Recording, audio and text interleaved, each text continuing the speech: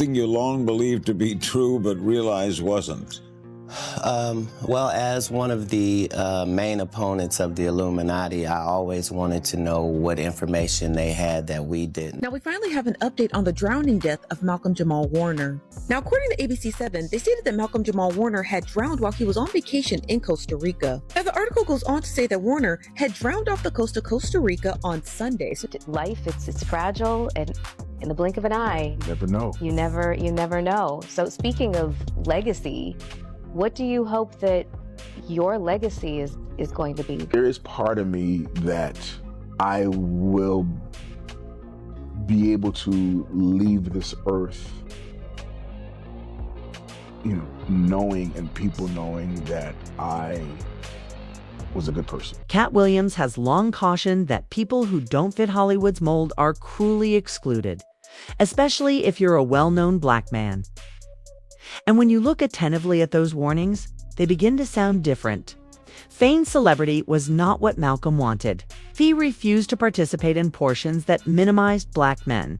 Additionally, he never participated in the demeaning habit of dressing up and behaving goofy, which the industry enthusiastically promotes. As a result, Hollywood pushed him to the sidelines. It wasn't that he lacked talent. On the contrary, his skills were undeniable. Spent, so much of the early part of my life listening to, being celebrated on one hand, but paying way too much attention to the naysayers. Just because he was acting inappropriately. The crazy portion follows.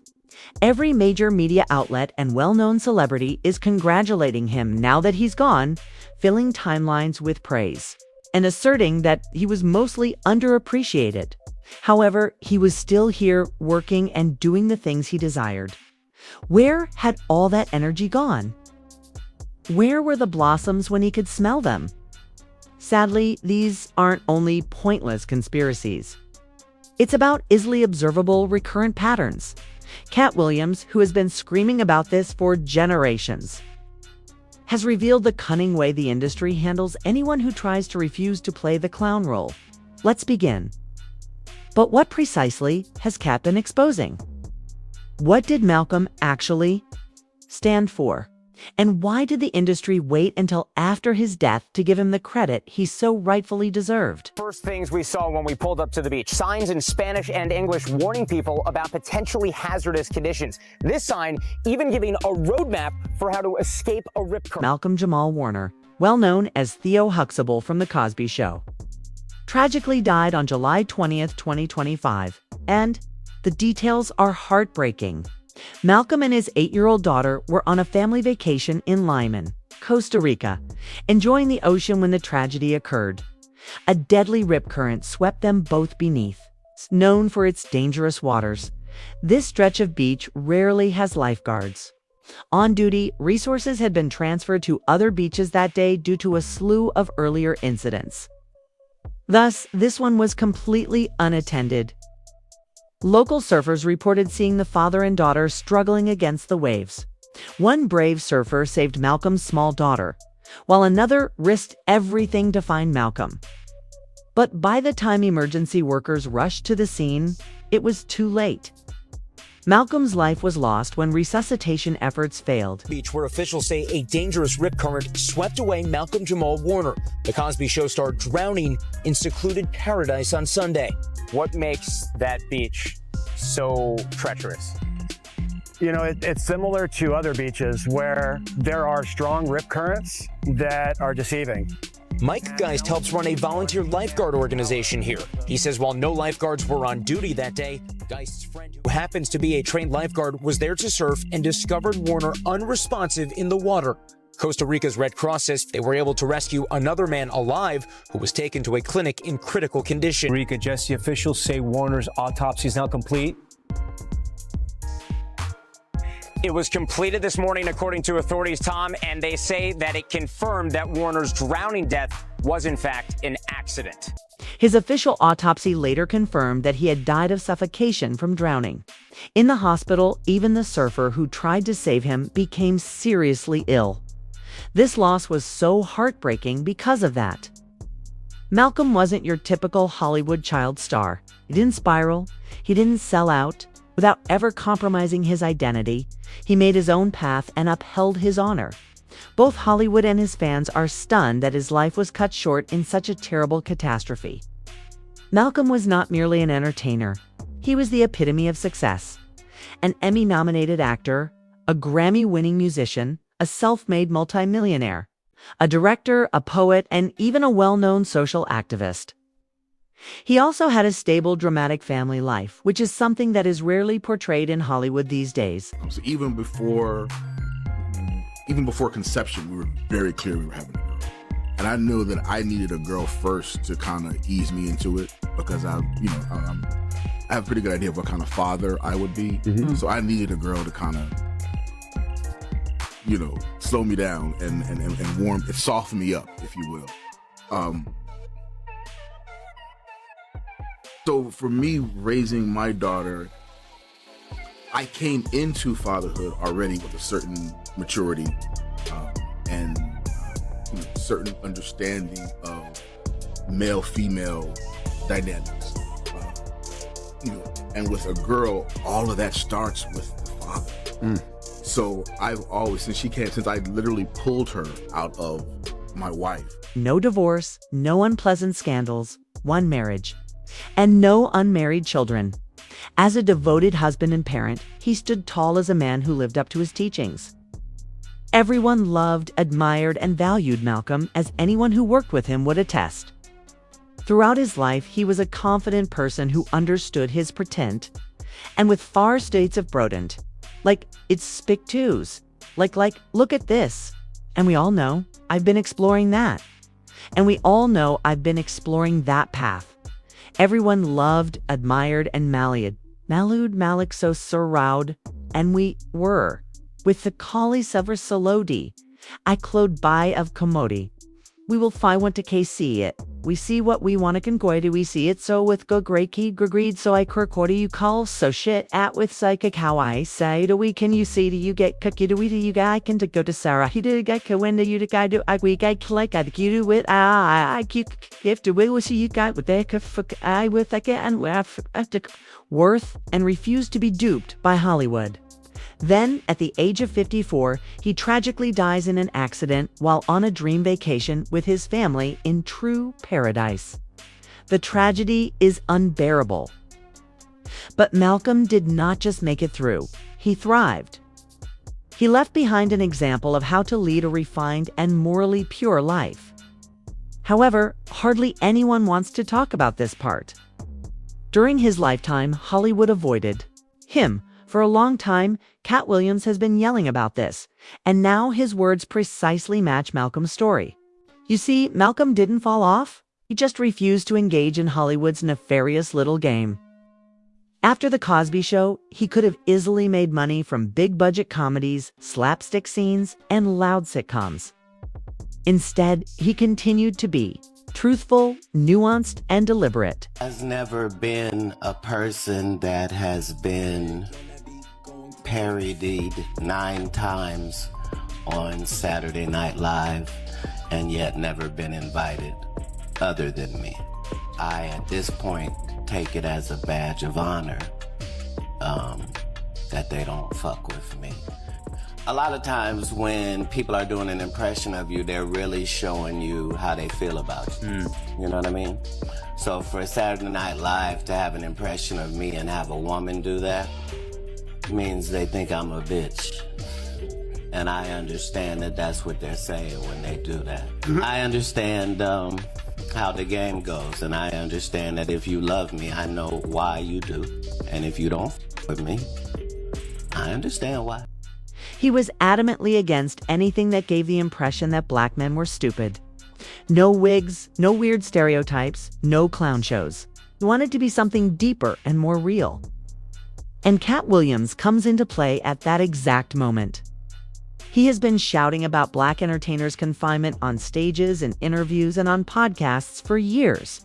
They are urged by Hollywood to play the part or get pushed aside, And Malcolm chose to remain strong in the face of the potential for marginalization. Title is combating the narrative of Black life, Black culture that the media focuses on, and that we're all one thing. Yeah, and the whole concept is we're not all hood.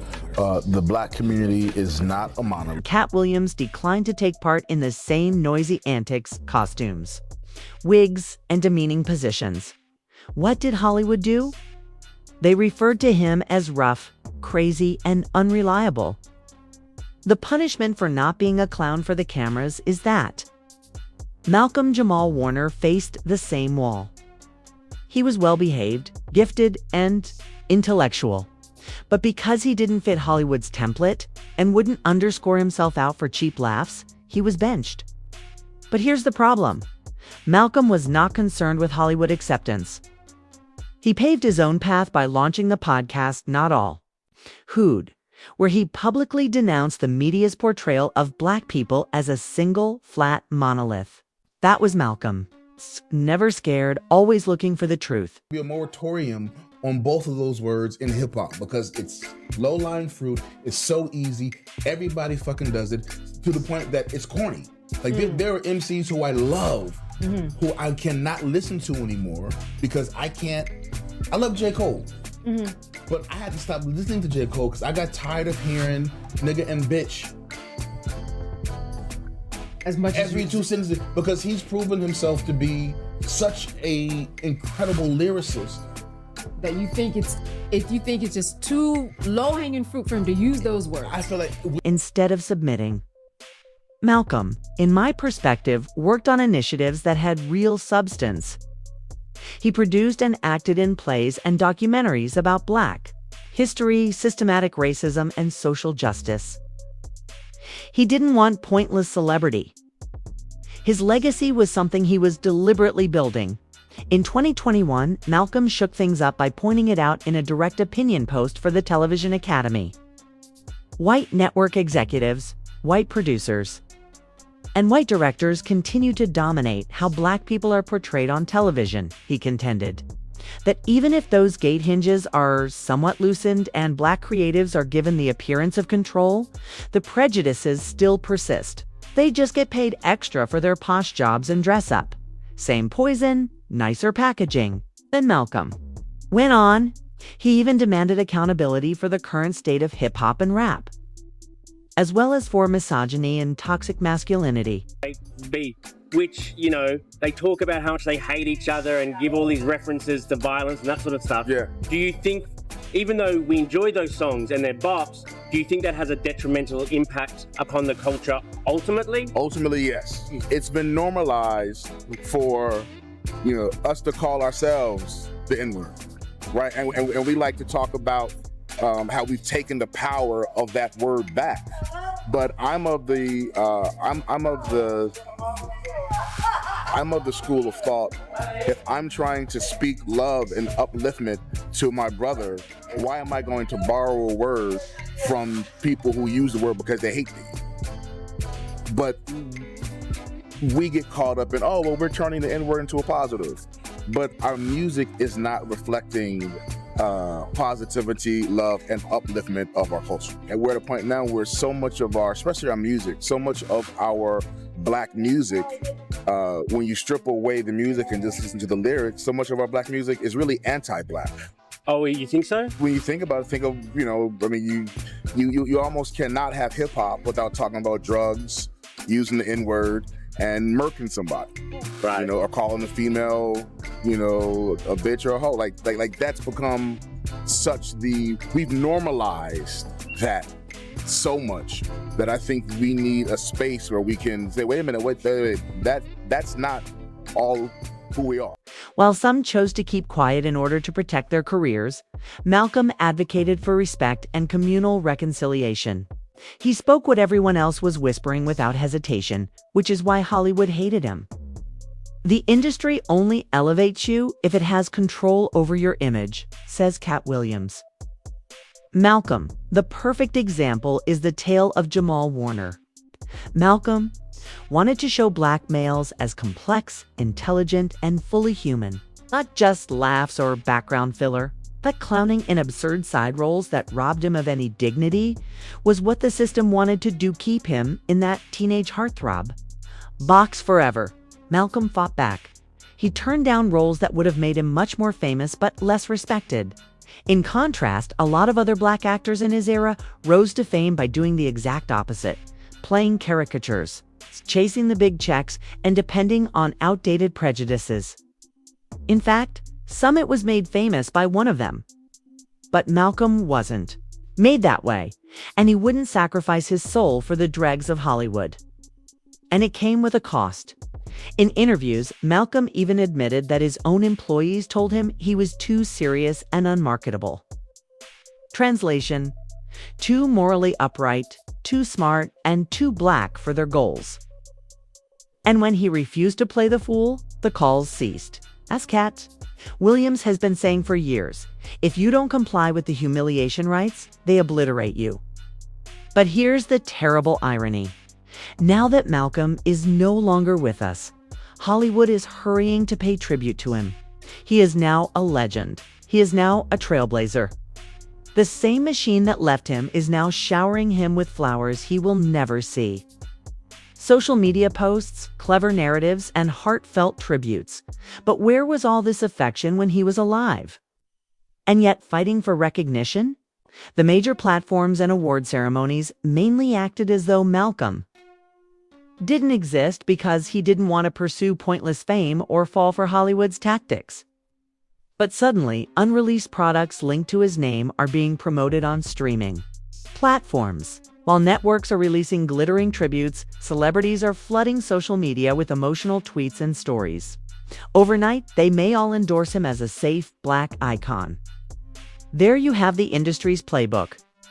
They don't give you credit for being honest, standing your ground, or upholding your morals while you're still alive. Once they have confirmed that it is safe to do so and you have departed, they repackage your image for brand building. How people feel about the ritual. It's about does following the ritual work. Yeah. And so you can fool yourself into thinking there isn't one, but the evidence will be clear. So like when I was like, oh, these guys are wearing dresses. Everybody's like, oh, he keeps talking about people wearing dresses. No, it's that not, is a weird thing. It's not like that. Look at it from a different way. Look at it. Show me one person that ever wore a dress in Hollywood unsuccessfully. Katt Williams brought this to our attention years ago. Only when it fits the narrative and the person is no longer accessible to resist does the system acknowledge black genius. So think about whether we are seeing genuine respect for Malcolm Jamal Warner or just another Hollywood cleanup after. The fact, in reality, Malcolm's refusal to sell out made him a target. They eliminated him, ignored him, and ostracized him. It wasn't because he lacked talent that he refused to compromise his principles. Malcolm wasn't your typical celebrity. He was